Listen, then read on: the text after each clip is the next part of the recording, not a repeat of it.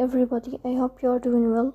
Today we'll talk about how to fix or how to solve the problem of Prequel app.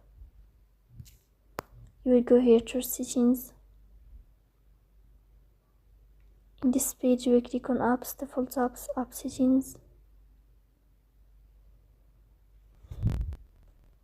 Above here we'll search about Prequel app. Then we click on first app and we click OK. Then we'll enter to storage. Here we click on clear cache. Then we'll turn on your airplane mode.